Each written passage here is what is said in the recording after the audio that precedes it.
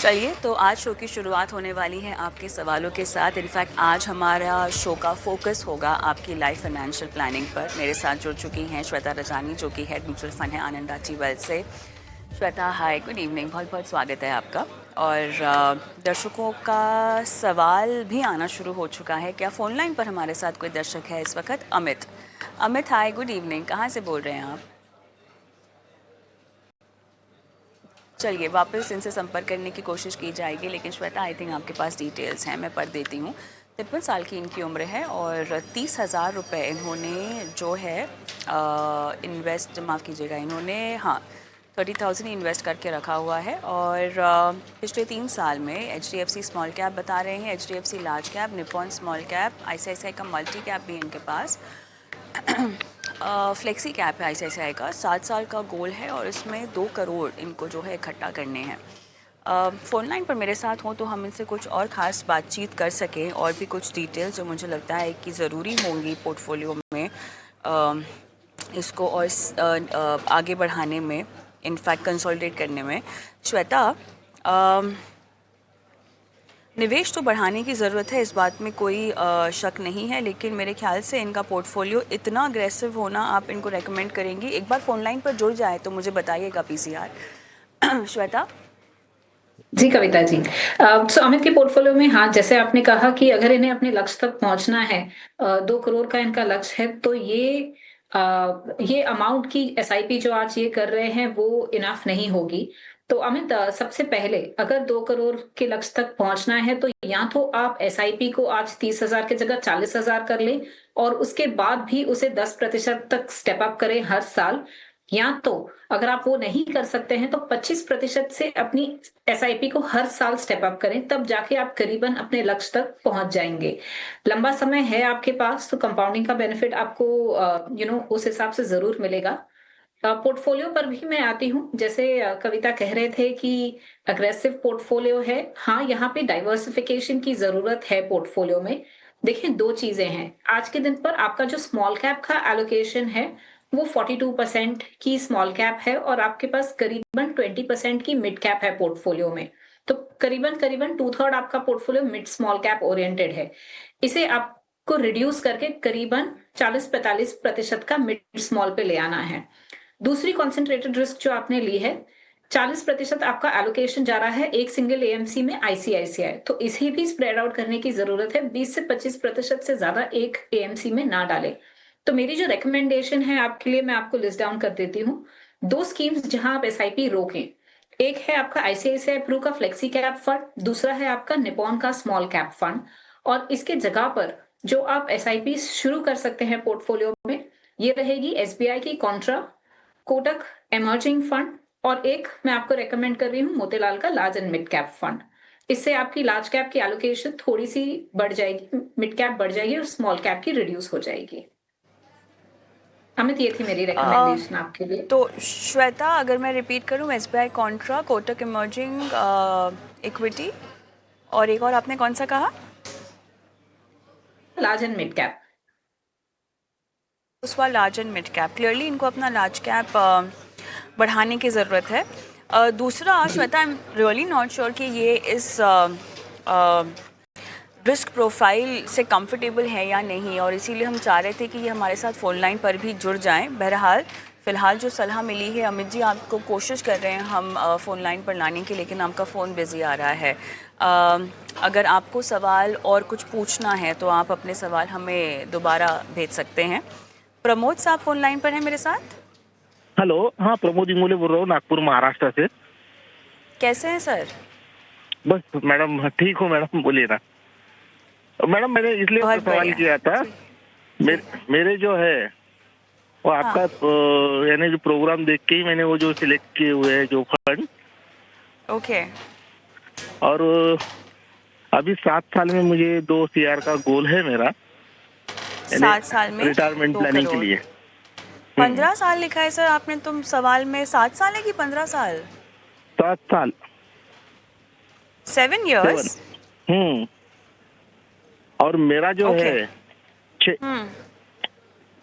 यानी जो है वो 6,000 का SIP जो है, 5 चालू है, वो डिटेल दिए हुए हैं मैंने, शेयर किए हुए सर हैं एक काम करती हूँ सर, जो आपने मुझे अपने फंड्स के नाम भेजे, मैं दोहरा देती हूँ। आपने यूटीआई निफ्टी 50 इंडेक्स भेजा है, मोतीलाल ओसवाल का आपने गोल्ड एंड सिल्वर ईटीएफ नहीं लिया नहीं हुआ नहीं है। नहीं नहीं नहीं नहीं नहीं नहीं नहीं, वो नहीं है ये मेरा आपने नहीं, पोर्टफोलियो।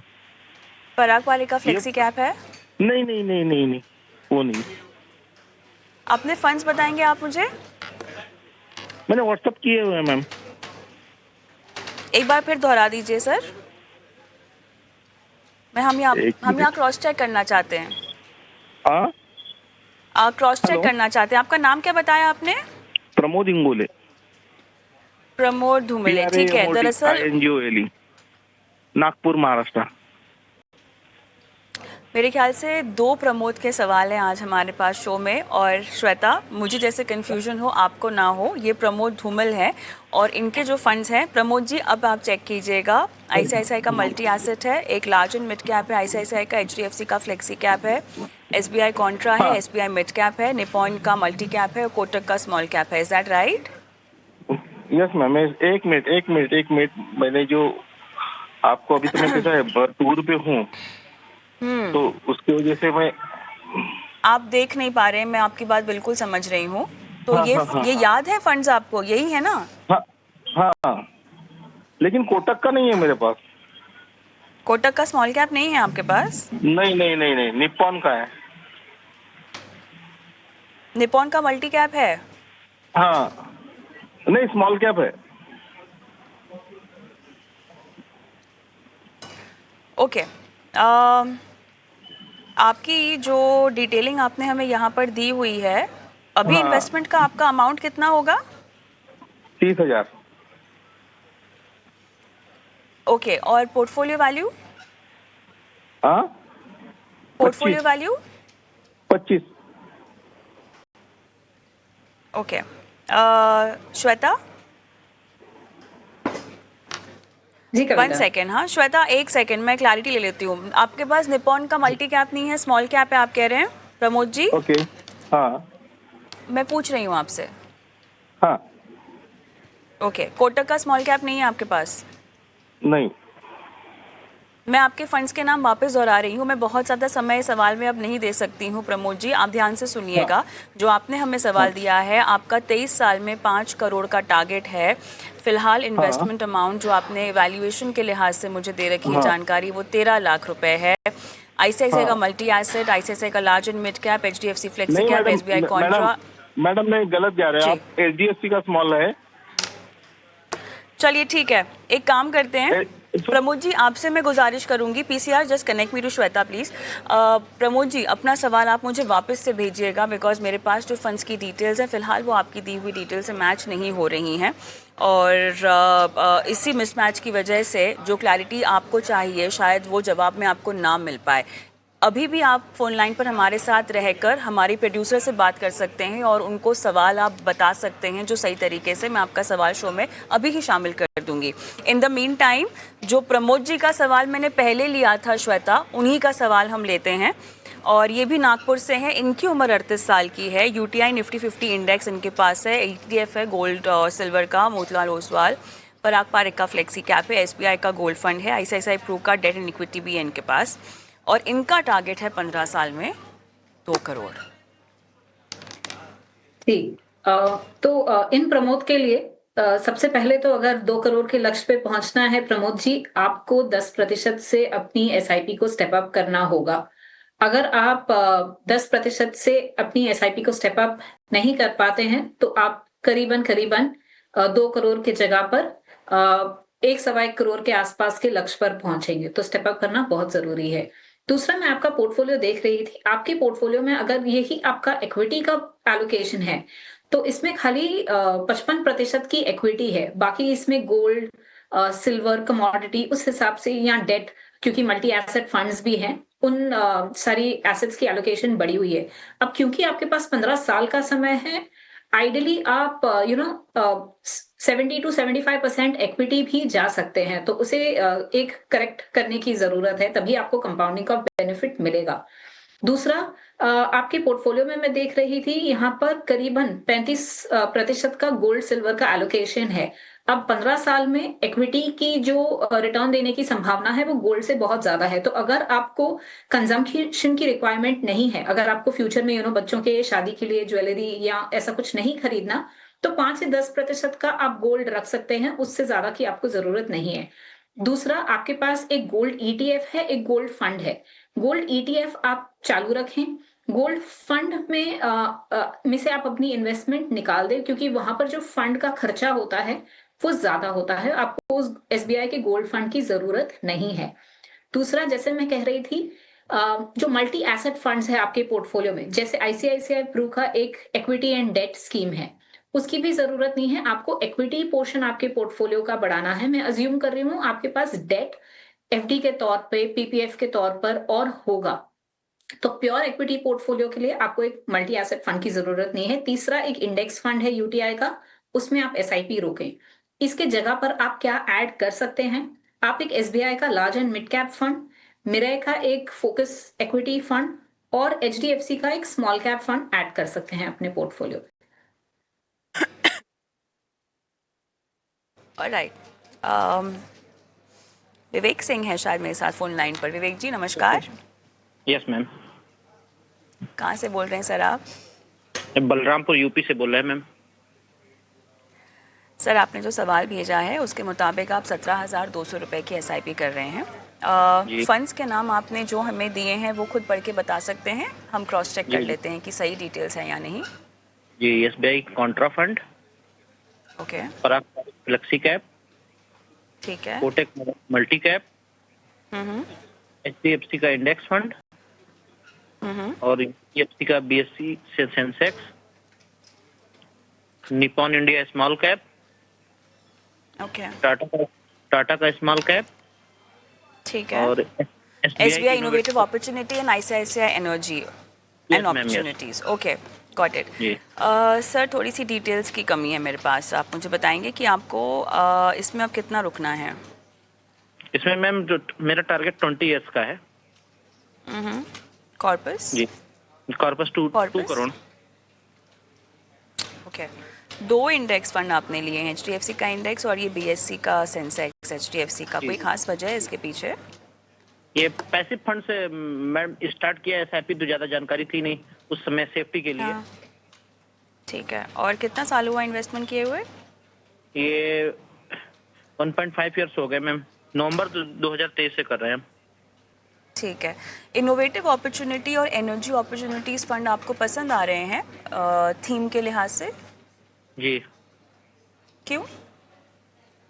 ग्रोथ सेक्टर ज्यादा है सेक्टर वाइज। आप स्टॉक्स में पैसे नहीं लगाते? लगाते हैं मैम। ठीक है, तो इन क्षेत्रों में आपके पास एक्सपोजर नहीं है वाया डायरेक्ट स्टॉक्स? है मैम, लेकिन ये डायरेक्ट स्टॉक में भी लगा सकते हैं। चलिए ठीक है, बताते हैं आपको कि कहाँ रणनीति ठीक बैठती है अगर आप इस तरह की थीम्स को फॉलो करना चाहते हैं। Shweta, but before that over diversification तो खैर है ही इनके पोर्टफोलियो में, थीमेटिक एक्सपोजर भी है which is not wrong ideally, but before that आपके पास एक कोर पोर्टफोलियो होना बहुत ज़रूरी है। थीमेटिक डिस्कशन पर मैं बाद में जाऊंगी, उससे पहले आप इनको एक बेस पोर्टफोलियो दे दीजिए जो कि कोर पोर्टफोलियो होगा इनके लिए। जी जरूर। विवेक जी, देखिए आपका जो लक्ष्य है वो तो आप 20 साल का समय आप कह रहे हैं, अगर आप 5% से भी अपनी एसआईपी को स्टेप अप कर लेंगे तो आप अपने लक्ष्य पर पहुंच जाएंगे। पोर्टफोलियो पे मैं आती हूँ, आपके पास 2 इंडेक्स फंड है जिसकी आइडियली आपको जरूरत नहीं है। अब आपने कहा रिस्क के लिहाज से कि कम रिस्क होगा, आपने 2 इंडेक्स फंड उठा लिए, उसी टाइम पर आपके पास एक जो रिस्क बढ़ाने वाले या जो 2 थीमेटिक फंड्स हैं वो भी आपने ऐड किए हुए हैं पोर्टफोलियो में। अब देखिए, इंडेक्स फंड में होता यह है कि यहाँ पर कोई एक्टिव मैनेजमेंट नहीं है, तो एक्टिव मैनेजमेंट आपको दोनों ही फायदे देती है, रिस्क मैनेज करने के और रिटर्न थोड़ा एक्स्ट्रा एक इंडेक्स के कंपैरिजन में बना के देने के लिए। तो इसीलिए मैं आपको ये सलाह दूंगी कि पहले तो ये दोनों फंड जहां आपकी इंडेक्स या पैसिव स्ट्रैटेजी चल रही है इसे आप रोक लें। इसके जगह पर आप एक आईसीआईसीआई प्रू का डिविडेंड यील्ड फंड, जो भी एक लार्ज कैप ही ओरिएंटेड पोर्टफोलियो है, वो ले सकते हैं, और मोतीलाल का large and mid cap fund आप ले लें। तो यहाँ से आपको एक लार्ज कैप की एक्सपोजर जो आपको इंडेक्स फंड के थ्रू मिल रही है वो काफी हद तक मिल सकती है।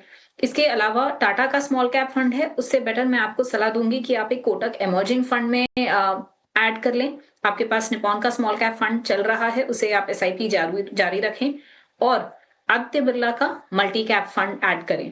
इससे होगा ये कि आपकी जो पोर्टफोलियो में मैं देख रही थी थोड़ी मिड कैप में और स्मॉल कैप में अंडर एलोकेशन है, वो एक मिड कैप और मल्टी कैप फंड ऐड करने से आपकी एलोकेशन बैलेंस आउट हो जाएगी। अब मैं आती हूँ आपके जो 2 थीमेटिक फंड्स आपने ले रखे हैं। देखें, जैसे कविता जी आपसे पूछ रहे थे, अगर आप ये स्ट्रैटेजीज, ये थीम्स समझते हैं, इसे बहुत क्लोजली ट्रैक कर रहे हैं, तो आप इनमें एलोकेशन ले सकते हैं। बिकॉज यहाँ बहुत जरूरी होता है कि सही समय पे आप निकल जाए। जैसे एनर्जी का मैं एक एग्जांपल देती हूँ, हर सेक्टर की, हर थीम की एक साइकिल चलती है। अब उस साइकिल में जब शुरू हो रहा है अप साइकिल, तब आप निवेश करें, और जब डाउन साइकिल शुरू होने की इंडिकेशन आ रही है आपने निकल जाना चाहिए। तो अगर क्लोजली ट्रैक कर रहे हैं तो सही है, लेकिन अगर आप एक फंड मैनेजर पे छोड़ देंगे जिसका काम ही ये रहता है कि वो ये सारी सेक्टरल थीम्स को क्लोजली ट्रैक करें, तो वो ज्यादा बेहतर होता है। काफी केसेस में हमने देखा गया है। और जो डाइवर्सिफाइड फंड्स होते हैं वहां पर भी ये थीम्स प्ले आउट होती हैं। तो इसीलिए आप देखें, अगर आप इसे रोज बहुत क्लोजली नहीं ट्रैक करते, फिर आप थीमेटिक फंड्स में ना रहें, ये मेरी सलाह रहेगी आपसे। ओके, विवेक जी, आपको और कुछ पूछना है श्वेता से? मैम, अगर इंडेक्स फंड बंद करके अगर एक्सिस का 500 मोमेंटम फंड अगर मैं इसमें ले, फिर चेंज करके। आपने क्यों स्पेसिफिकली चुना मोमेंटम फंड के बारे में? आप कितनी समझ रखते हैं उसकी, सर जरा बताएंगे? मोमेंटम ग्रोथ के लिए नेक्स्ट पैसिव फंड से थोड़ा अच्छे होंगे ये। बिल्कुल अच्छे होंगे। श्वेता, मोमेंटम फंड्स बाजार की किस चाल में काम करते हैं? देखिए, मोमेंटम फंड विवेक जी के लिए भी और हर उस दर्शक के लिए जो आज देख रहे हैं, मोमेंटम फंड क्या करते हैं कि उन कंपनियों ने जिन्होंने पिछले 6 महीने में बहुत अच्छे रिटर्न दिए होंगे, जहां मोमेंटम चल रहा है कि स्टॉक प्राइस बढ़ रही है, वो ऐसे कंपनियों में निवेश करते हैं। अब आज के दिन पे अगर देखा जाए तो हम सब जानते हैं कि जरूरी नहीं है कि पिछले 6 महीनों में जिस कंपनियों ने अच्छा किया हो आगे जाके भी वही अच्छी करेंगी। फंडामेंटली अगर कंपनी स्ट्रांग है तो अच्छा करेंगे। इसीलिए जरूरी नहीं है कि मोमेंटम फंड्स आपके लिए अच्छे परफॉर्म करें आगे जाके। इसीलिए मोमेंटम में ना रह के उन कंपनियों में रहना जहां ग्रोथ पोटेंशियल ज्यादा है, फंडामेंटली स्ट्रांग कंपनीज हैं, उनकी प्रॉफिट ग्रोथ अच्छी दिख रही है, उन कंपनियों में निवेश करें। और ऐसी कंपनियां फंड मैनेजर जो एक्टिवली पोर्टफोलियोज मैनेज करते हैं वो अपने पोर्टफोलियो में ऐड कर लेते हैं। दूसरी चीज, जो मोमेंटम फंड्स अवेलेबल है वो पैसिव स्ट्रेटजीज है, जहां पर इंडेक्स उसे चेंज करता है 6 महीने में एक बार। अगर एक्टिव फंड मैनेजर है, अगर 2-3 महीने में भी लग रहा है कि वो कंपनी की स्टोरी नहीं प्ले आउट कर रही है, फंड मैनेजर उसे ज्यादा क्लोजली मॉनिटर करके चेंज कर सकते हैं। इसीलिए मैं आपको नहीं रेकमेंड करूंगी कि आप मोमेंटम फंड में रहें। जो आप प्ले करना चाहते हैं कि ग्रोथ ओरिएंटेड कंपनीज में हम निवेश करें, जो फंड मैनेजर्स की स्टाइल ही होती है कि हम ग्रोथ कंपनीज में निवेश करेंगे, वहां से आपको इसका फायदा मिल जाएगा। और आपके पोर्टफोलियो में जो स्कीम्स हैं उसमें एक अच्छा ब्लेंड है ग्रोथ ओरिएंटेड फंड मैनेजर्स का और वैल्यू फंड मैनेजर्स का भी, तो आपको उसका फायदा मिल ही रहा है वैसे भी। विवेक जी, थोड़ा सा तड़का फिलहाल मत दीजिएगा अपने पोर्टफोलियो में। अच्छी बात है कि आप जानकारी रखते हैं इस तरह की कैटेगरीज की, बट वो आपके लिए सही हो या आपके पोर्टफोलियो में उसकी ज़रूरत हो, ज़रूरी नहीं है। अगर आपके पोर्टफोलियो में ऑलरेडी वो सारे एलिमेंट्स हैं जो आपके रिटर्न को आगे बढ़ाएं और आपके रिस्क को कम करें, वो काफ़ी होता है। हम आगे बढ़ते हैं। मेरे साथ फोन लाइन पे रामकृष्ण जी भी हैं। नमस्कार सर, कहाँ से बोल रहे हैं आप? हाँ नमस्कार, मैं जम्मू से बोल रहा हूँ। कैसे हैं सर? हाँ बहुत बढ़िया है मर्जी। हाँ मैंने सर, वो आप क्वेश्चन पूछा था जो। हाँ तो नहीं, पूछिए पूछिए। जी एक तो रिटायरमेंट फंड था निपोन इंडिया का, तो आपने ले रखा है ना? हाँ ले रखा है। वो मेरा 10 साल हो गए उसके। और उसका रिटर्न हाँ। भी एवरेज रिटर्न ही है उसका, 12 के नीचे नीचे ही है उसका। तो अभी मैं उसको चाहता था कि इसको स्विच करके मैं किसी इक्विटी फंड में डालूं, कोई अच्छा फंड हो जो आगे 10 साल के लिए। और दूसरा मेरा जो टैक्स फंड है ना वो भी फ्री हो गया इस वक्त। अब जरूरत नहीं न्यू रिजीम में टैक्स सेवर की, तो क्या वो स्विच करना चाहिए कि उसी उन्हीं स्कीमों में रहने से टैक्स सेवर स्कीम में? ठीक है, ठीक है। सर मुझे आप अपनी उम्र बताएंगे? जी मैम 71। 71? जी जी 71 ये रहा मेरा, 12 साल हो गया रिटायरमेंट हो गया। अच्छा सर, उसके बाद भी आपने अपना पोर्टफोलियो बना रखा है इक्विटी में? जी जी जी जी जी मैम, मुझे कोई 10-15 साल से इसलिए चल रहा है मेरा, तो अभी निवेशित हूँ इसमें।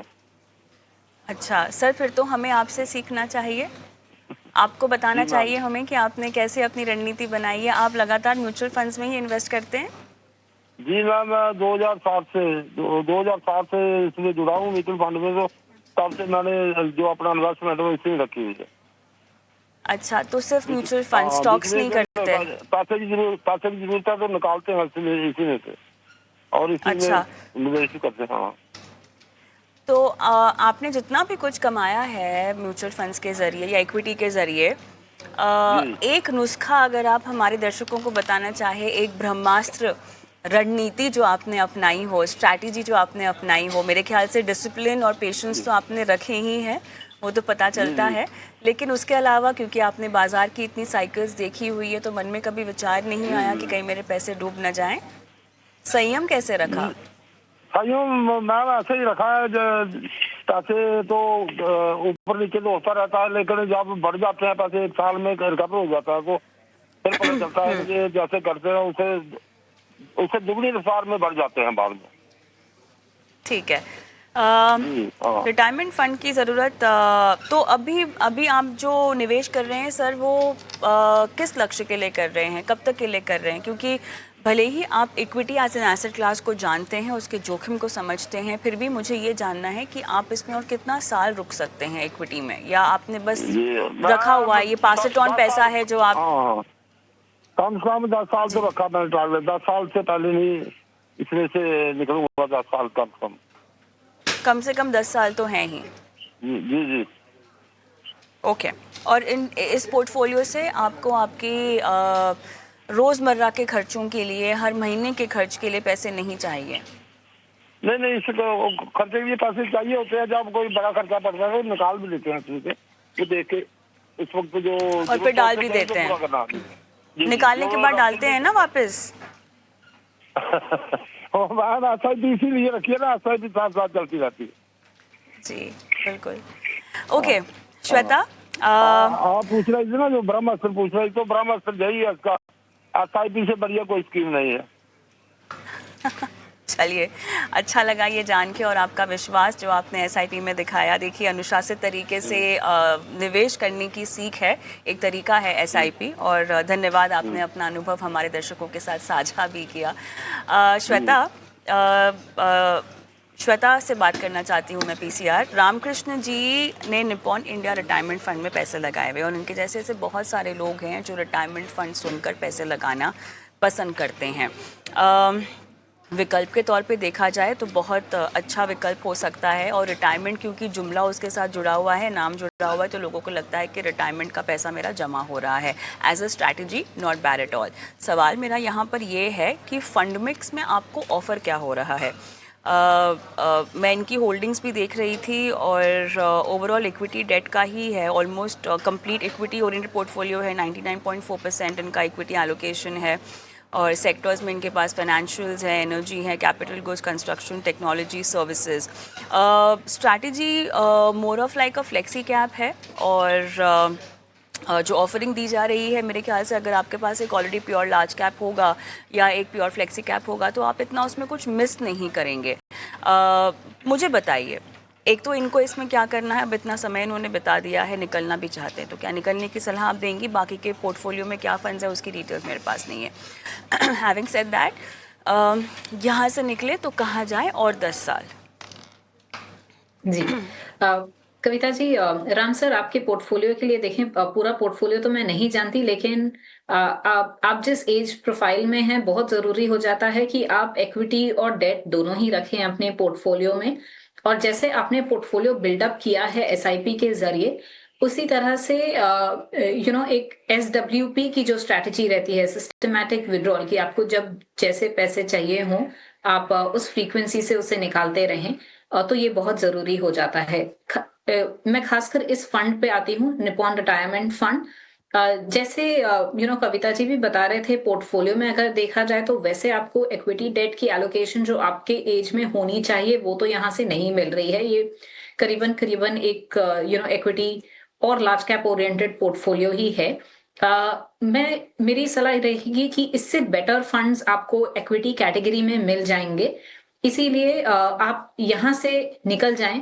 अगर आपके पास आगे जाके 10 साल का भी समय है तो मैं आपको एक लार्ज कैप ओरिएंटेड ही, लेकिन थोड़ा सा मिड स्मॉल का तड़का, क्योंकि 10 साल का होराइजन है तो आप थोड़ा बहुत जोखिम ले सकते हैं पोर्टफोलियो में, उसकी सलाह देती हूँ। तो 3 फंड, एचडीएफसी का फ्लेक्सी कैप फंड, एसबीआई का large and mid cap fund और कोटक का मल्टी कैप फंड, इन तीनों में इक्वल एलोकेशन आप कर सकते हैं, जो भी आपका निपॉन रिटायरमेंट फंड से एलोकेशन निकल के आ रहा है। और अगर आप डेट भी चाहते हैं अपने पोर्टफोलियो में, थोड़ा बहुत डेट होना चाहिए, तो मैं कहूंगी एसबीआई या कोटक का आर्बिट्राज फंड आप अपने पोर्टफोलियो में ले सकते हैं, कि कभी कोई इमरजेंसी आ गई तो आप वहां से पैसे निकाल सकते हैं और अपने इक्विटी पोर्शन पोर्टफोलियो को ना हाथ लगाएं। जी, आप फोन लाइन पर हैं मेरे साथ सर। जी जी जी जी जी मैम। हाँ कुछ कुछ पूछना चाहते हैं श्वेता से? जी मैम, मैंने वो बॉन्ड फंड में कुछ निवेश कर रखा है, उसमें वो वेयर का बॉन्ड फंड है, उसमें लगा दो, उसमें भी तो 9-10% रिटर्न आ रही है उसमें। तो ये तो रामकृष्ण जी, मैं आपसे एक रिक्वेस्ट हाँ, करूं, आपसे एक रिक्वेस्ट जी। करूं सर बॉन्ड फंड का सवाल आप मुझे वापस से भेजेंगे व्हाट्सएप पर? दूसरे दर्शक ठीक है फोन लाइन मैम, पर ठीक इंतजार है, कर रहे हैं, तो आप मैम, वापस ओके। से भेज दीजिएगा, फिर आपसे बात करेंगे। Thank you sir. Vinod ji का सवाल लेंगे। विनोद नागरे क्या मेरे साथ फोन लाइन पर हैं? ओके, इन्होंने यूट्यूब पर सवाल भेजा है कल्याण महाराष्ट्र से, और 3,000 रुपये इन्वेस्ट कर रहे हैं आईसीआईसीआई के मल्टी एसेट में, इक्विटी एंड डेट, पारंपरिक flexi cap, HDFC balance advantage.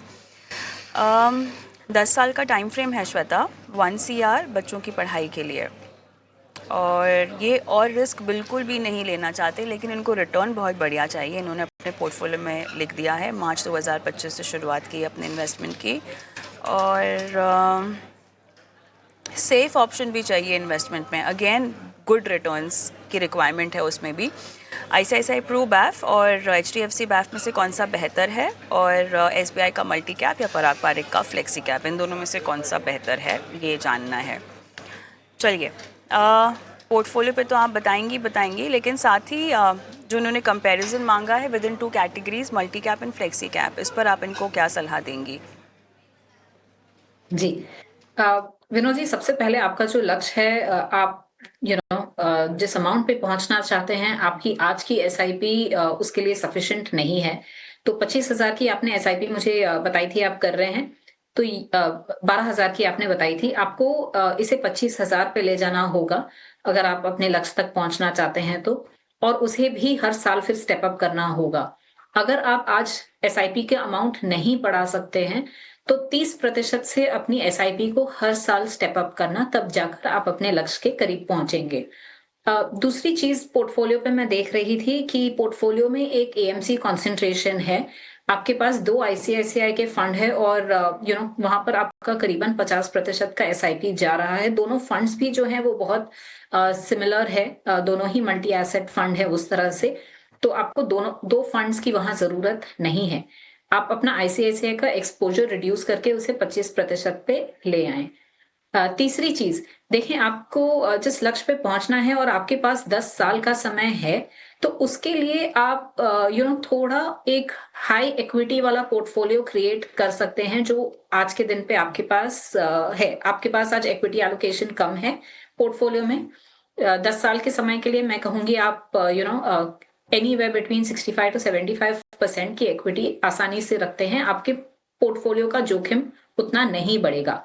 इसीलिए मेरी तो सलाह आपसे ये रहेगी कि आप जितने भी हाइब्रिड फंड्स कर रहे हैं उससे आप रोक लें, उसके जगह आप प्योर इक्विटी फंड्स ले लें, थोड़े लार्ज कैप ओरिएंटेड फंड्स ले लें तो उससे आपकी रिस्क मैनेज हो जाएगी। कुछ फंड्स मैं आपको पहले सलाह दे देती हूँ, यहाँ पे डीएसपी का लार्ज एंड मिड, कोटक का इमर्जिंग फंड, कैनरा रोबेको का मल्टी कैप फंड और एक इन्वेस्को का फोकस इक्विटी फंड आप ले लें। दूसरा मैं अभी आती हूँ, आपकी जो 2 कैटेगरीज के आपने प्रश्न पूछे थे, क्या आपके पास फ्लेक्सी कैप होना चाहिए या मल्टी कैप होना चाहिए? देखिए डिफरेंस दोनों में मैं आपको बोलती हूँ। फ्लेक्सी कैप एक ऐसी कैटेगरी है जहां फंड मैनेजर के पास पूरी फ्लेक्सिबिलिटी है कि वो चाहे large cap, mid cap, small cap, उन्हें जहां अपॉर्चुनिटी दिख रही है वो उस मार्केट कैप में एलोकेशन कर लें। मल्टी कैप में होता यह है कि कम से कम 25% large cap, 25 mid cap, 25 small cap की एलोकेशन आपको रहेगी ही। मतलब इतना तो गिवन है कि आपको तीनों ही मार्केट कैप का एक्सपोजर वहां मिल रहा है। आज के दिन पर जब हम एक्चुअल फ्लेक्सी कैप फंड्स देखते हैं, वहां पर करीबन 70% की लार्ज कैप होती है। मतलब फ्लेक्सी कैप एक सब्स्टिट्यूट हो गया है आपको लार्ज कैप कैटेगरी के जगह पे। मल्टी कैप से आपको तीनों ही मार्केट कैप का बेनिफिट मिलता है। हालांकि जो समय है आपके पास लार्ज कैप एक्सपोजर थोड़ा ज्यादा होना चाहिए मिड और स्मॉल कैप के कंपैरिजन में, इसीलिए मैं कहूंगी दोनों ही फंड्स, एक मल्टी कैप एक फ्लेक्सी कैप पोर्टफोलियो में होना बहुत जरूरी है आपके लिए। और उसी की राय भी हमने आपको दी है, एक फ्लेक्सी कैप, एक मल्टी कैप, थोड़ा बहुत मिड कैप पोर्टफोलियो में हमने ऐड कर दिया है। ओके, क्विकली श्वेता, रोहित का भी सवाल ले लेते हैं। और 13 साल में 1.5 CR फाइनेंशियल फ्रीडम इनको अचीव करना है टिल द एज ऑफ 45 ये बोल रहे हैं। और फ़िलहाल निवेश इनका 5.30 का हो चुका है। कॉर्पस इकट्ठा इनका लगभग 5,30,000 रुपये का बता रहे हैं। 25,500 की SIP कर रहे हैं हर महीना। और SIP बढ़ाने की भी अगर ज़रूरत है तो शायद वो भी पूरी करने की कोशिश करेंगे। नाम नहीं पढ़ूंगी श्वेता, मेरे ख्याल से आपके पास डिटेल्स हैं और बाकी डिटेल्स स्क्रीन पर भी फ्लैश हो रही हैं। अगेन ओवर डिवर्सिफिकेशन है, कम किया जा सकता है। बताइए कहाँ से जो, और साथ ही जो आप फंड में निवेश रोकने की सलाह देंगी उनमें से पैसे कब निकालें ये भी बताइएगा उनको। तो हाँ, इनकी पोर्टफोलियो पे अगर लक्ष्य तक पहुंचना है तो 5% की स्टेप अप करनी होगी अपनी SIP। वो करने पर आप आसानी से अपने लक्ष्य तक पहुंच जाएंगे। पोर्टफोलियो में मैं आती हूँ जहाँ कुछ चेंजेस करने की जरूरत थी। कुछ ELSS स्कीम्स हैं आपके पास। अब देखिए ELSS स्कीम अगर आपके 3 साल खत्म हो चुके हैं वहां पे लॉक इन के, तो मेरी सलाह ये है कि आप वहां से निकल जाएं जितनी आपकी ELSS स्कीम्स थी सारी। और ये आप चेक कर लें अपने पोर्टफोलियो में कि आपके लिए कौन सा टैक्स रिजीम ज्यादा फायदेमंद है, नया वाला या पुराना वाला। अगर आप नए टैक्स रिजीम में जा रहे हैं तो फिर आगे जाके भी आपको ELSS स्कीम करने की जरूरत नहीं है। अगर आप पुराने टैक्स रिजीम में रह रहे हैं तो आप HDFC का जो ELSS है उसमें आप कंटिन्यू कर सकते हैं आपके ATC के बेनिफिट के लिए निवेश करना। इसके अलावा कुछ फंड्स जो आपने चेंज करने चाहिए। टाटा का जो large and mid cap fund है वहां से निकलकर उसके बदले आप DSP का इक्विटी अपॉर्चुनिटीज फंड ले सकते हैं। UTI का इंडेक्स फंड मैं देख रही थी आपके पोर्टफोलियो में। इंडेक्स फंड की जरूरत नहीं होती है, वहां पे आपके रिटर्न्स थोड़े से एक्टिव फंड के कंपैरिजन में कम होते हैं और इक्विटी में लंबे समय में 1-2% का भी कंपाउंडिंग इफेक्ट बहुत ज्यादा वैल्यू क्रिएट कर सकता है। तो इसीलिए वहां से आप SIP रोक के ICICI प्रू का फोकस या एक कोटक का मल्टी कैप फंड ऐड कर लें। और एक फंड जहां मैं आपको सलाह दूंगी, PPFAS का जो फ्लेक्सी कैप फंड है आपका, वहां आप SIP रोक लें क्योंकि थोड़ा उसमें ग्लोबल एक्सपोजर है, कैश एलोकेशन ज्यादा हुई है। तो एक प्योर डोमेस्टिक इक्विटी फंड में रहना वो ज्यादा फायदेमंद हो सकता है। तो ये कुछ रिकमेंडेशंस हैं आपके लिए।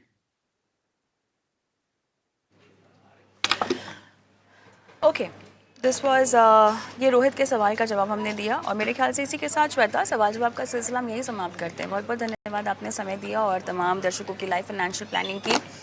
और जो भी दर्शक अपने सवाल हम तक पहुंचाना चाहते हैं वो अपने सवाल हमें व्हाट्सएप भी कर सकते हैं। आप चाहें तो यूट्यूब पर लाइव देख रहे हैं तो कमेंट बॉक्स में भी अपने सवाल डाल सकते हैं।